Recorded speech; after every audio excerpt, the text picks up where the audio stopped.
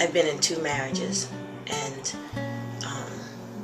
I'm still married, actually. I'm still in the second one, but we've been separated for years. We've been separated for almost 5 years now. And in my first marriage, I've been miserable for a long time, but not knowing that I was miserable. I was young, and my husband was mean. A little abusive, but not physically, like mentally abusive. And I would pray for a way out. But I was afraid to go to church. You know, I would get in my car and drive up to a church and be afraid to get out of the car and go in.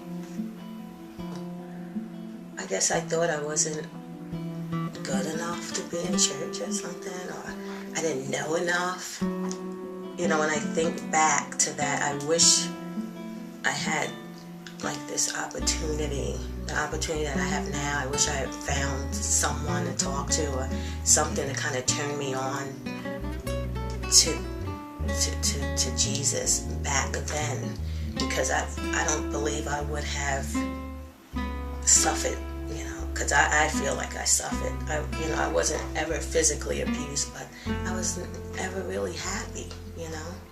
Well, neither one of my marriages, I feel, were good marriages.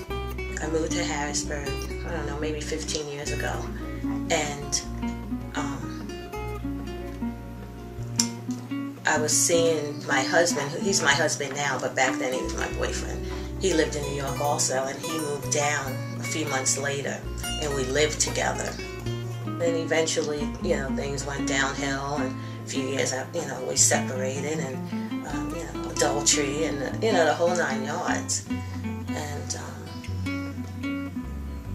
And still, you know, just looking for love in all the wrong places, looking to other people to fill something within myself, you know, that I had, you know, it was right there. I mean, it's right there with God, you know, but I didn't know that then. So I was always expecting something, expecting things from everyone else. And then when they didn't come through, I was devastated, you know, always looking for love here and looking for company, and always lonely and miserable, angry, depressed, you know, going to the doctor, I need antidepressants, I can't function, anxiety, just, you know, for years, not knowing that the answer was right here.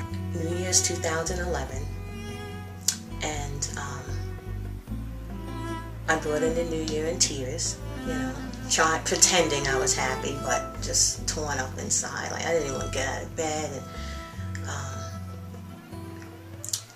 And I think that around that time, 'cause it was Valentine's Day. I remember it was around Valentine's Day. And I got that mailing from, you know, the one mailing. And I reading it, and everything, almost everything on there, I had experience with, you know, the marriage and the sex and the lies and, you know, loneliness, just everything. And it made so much sense, and then I started coming to Exponential.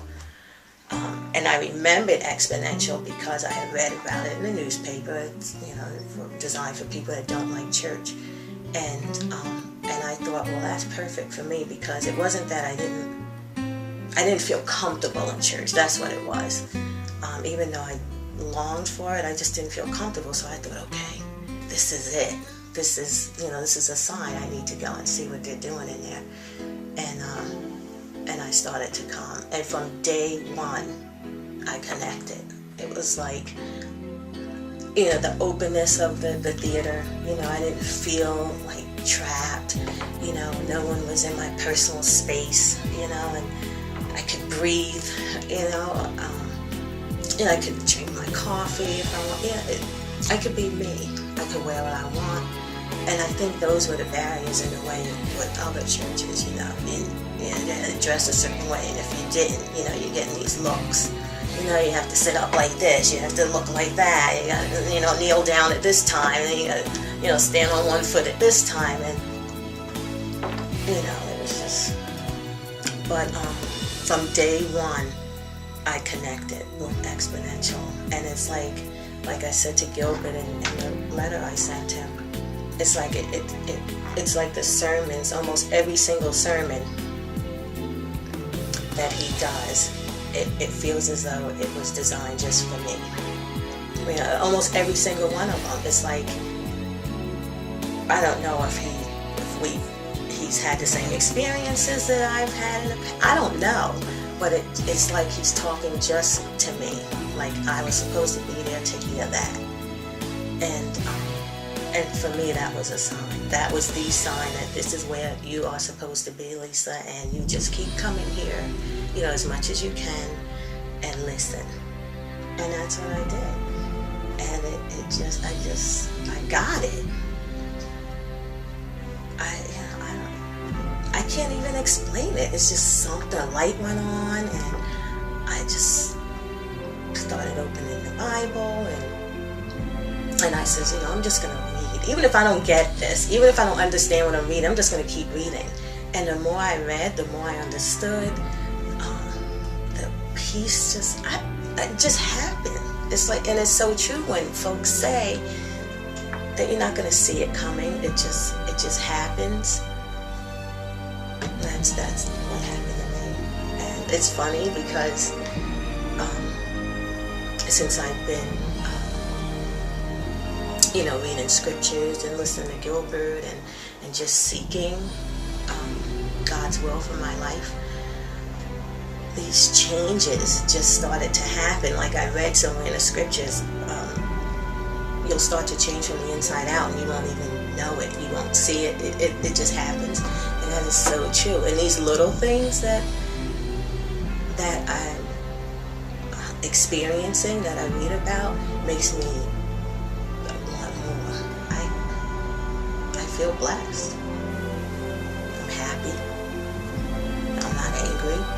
I don't complain as much as I used to. I never saw anything good.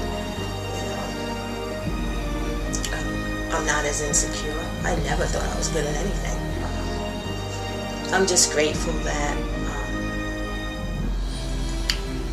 you know, I got the mailing, that I did the invitation to come to Exponential.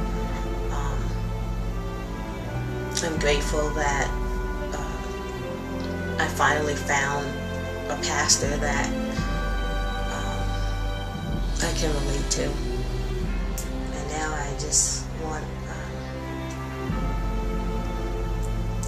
want to hear God. I just want to know what His will is for my life. You know, I want to be able to bless others. You know, I don't want to go back. I don't want to go backwards. I want to go forwards. I like this feeling. I like it.